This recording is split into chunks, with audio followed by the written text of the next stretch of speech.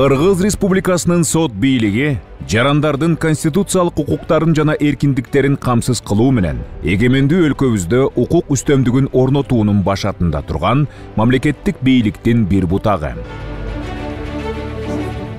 Бир кылымдык тарыхы бар сот тутумунун натыйжалуулугун жогорулатуу максатында соңку жылдары өлкө жетекчилигинин колдоосу менен чечкиндүү кадамдар жасалууда. Айта кетсек, 2022 жылы өткөн Кыргыз Республикасынын судьяларынын 12-чи курултайында президент Садыр Жапаров жергиликтүү сотторду дайындоодо тең салмактуулук эске алынбай жаткандыгын айтып, судьялардын басымдуу бөлүгү өздөрү туулуп өскөн аймактарда иштеп, айрымдары 10 жылдан ашык мөөнөт бир жерде иштеп келгенине токтолуп өткөн. Мындай көрүнүш Фемида өкүлдөрүнүн калыстыгына шек келтирип, коомчулуктун сын пикирлерин жараткандыгына байланыштуу. Өлкө башчысы тарабынан жергиликтүү сотторду ротациялоо зарылдыгы баса белгиленген.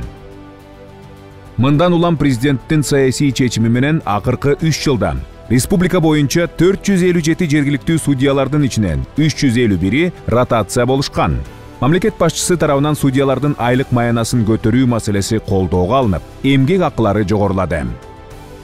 Өлкөбүздөгү сот реформасын ишке ашыруу жана сот бийлигинин ишинин сапатын жогорулатууга багытталган 2023-2026 жылдарга Кыргыз Республикасынын сот адилеттиги системасын өнүктүрүү мамлекеттик максаттуу программасы президенттин жарлыгы менен бекитилген.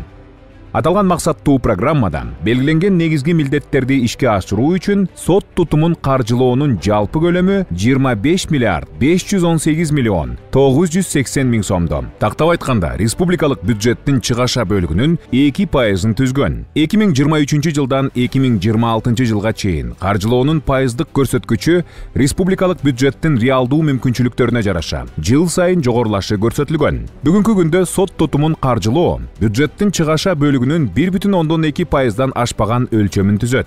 Анын 72% сот тутумунун кызматкерлеринин эмгек акысына жана социалдык фондко, калган 28% башка чыгашаларга сарпталууда.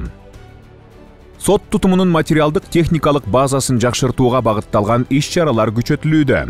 Мамлекет жеткиликтүү жана ачык сот тартибин бекемдөөгө ар тараптан колдоо көрсөтүп келет. Айтсак, аймактардагы калк үчүн ыңгайлуу шарттарды түзүү жана сотторду бириктирүү максатында сот адилеттик үйлөрү ишке берилүүдө.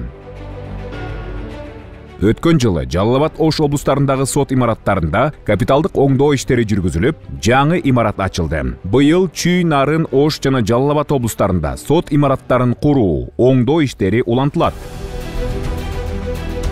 Мамлекеттик максаттуу программада сот кызматкерлеринин социалдык маселелерин чечүү дагы каралган. Бул багытта мамлекет тарабынан өлкө аймактарында кызматтык үйлөр курулуп, жергиликтүү судьялар турак жайлар менен камсыз болушту. Мындан улам турак жайды ижарага алган кызматкерлердин саны 2024 жылы 2 эсеге азайды.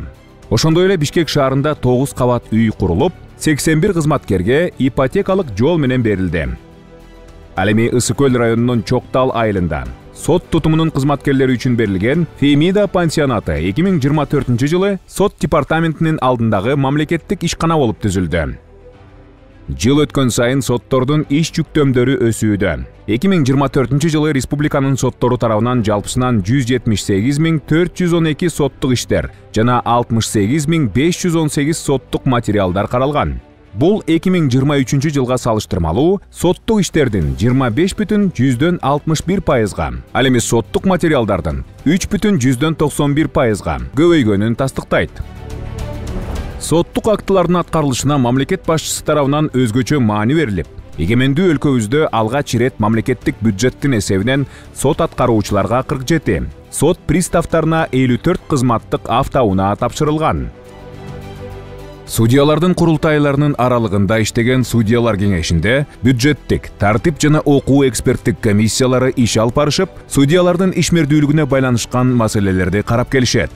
Сот тутумунда жасалып жаткан реформаларга карабастан, судьялар кеңешине келип түшкөн арыз даттануулардын саны өскөн. Тактап айтканда 2025 жылдын 25 февралына карата жалпы 1978 арыз, даттануу жана сунуш келип түшүп, тартип комиссиясынын корутундусунун негизинде сот адилеттигин жүргүзүүдө мыйзам бузууга жол берген 99 судьяга карата ар кандай тартиптик жазалар колдонулган. Мындан сырткары кеңеш тарабынан Фемида өкүлдөрүнүн ичинен өз каалоосу менен ыйгарым укуктарынын мөөнөтү бүткөндүгүнө жана жаш курагынын чегине жеткендигине байланыштуу ээлеген кызматынан бошотууга макулдук берилген.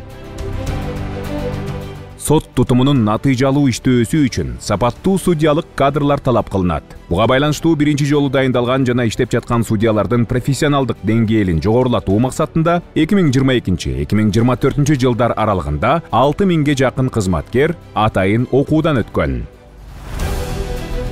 Коомдун сот системасына болгон ишенимин арттыруу жана ачыктыгын камсыз кылуу максатында судьялардын кесиптик ишмердүүлүгүн баалоо системасы киргизилди. Мамлекеттик максаттуу программага ылайык сот тутумун санариптештирүүнүн алкагында судьялардын талаптарга жана этикалык нормаларга жооп беришин камсыз кылуу максатында Кыргыз Республикасынын сот адилеттиги иштери боюнча кеңештин сунушу менен судьяларды электрондук тандоо процесси киргизилүүдө. Бул автоматташтырылган система судьялардын кызмат ордуна талапкерлерди тандоонун ачык айкындуулугун камсыздап, адам факторунун кийлигишүүсүнүн жоюлушуна алып келет. Ошондой эле Адилет сот мекемеси тарабынан сот автоматташтырылган маалыматтык тутуму модернизацияланып, судьялардын соттук иштерди кароо онлайн платформасы өнүгүүдө. Санариптик сот адилеттиги, электрондук аукцион порталдары жана мамлекеттик алымды төлөөнүн альтернативдүү жолдорун түзүү боюнча атайын модулдар иштелип чыккан. Мындан тышкары республиканын ар бир сот имараттарына эл менен түз байланыш механизми болгон сурамжылоо боюнча QR коддор коюлуп иштеп баштады. Булардын баары сот тутумундагы ачык айкындуулукту камсыз кылып, сот реформасын өркүндөтүүгө өбөлгө болууда. Кыргыз Республикасынын Конституциялык соту сот тутумун өнүктүрүүгө салым кошуп жаткан сот системасындагы маанилүү институт. Акыркы жылдары конституциялык көзөмөл органы тарабынан көз карандысыз сот бийлигинин конституциялык принциптеринин маанисин жана мазмунун, судьялардын кол тийбестигин, сот адилеттигинин принциптерин жана жарандардын адилеттүү соттук коргоо укуктарын ачып берген 60тан ашык чечимдер кабыл алынган. Өлкөнүн сот тутуму мамлекеттин демократиялык өнүгүүсүнүн жана мыйзамдуулугунун негизги түркүгү. Анын адилеттүү жана күчтүү болушу өлкөбүздүн туруктуулугун жана өнүгүүсүн камсыз кылып, жарандардын укуктары менен эркиндигин корголушунун кепилдиги элдин бийликке болгон ишениминин негизи болуп саналат.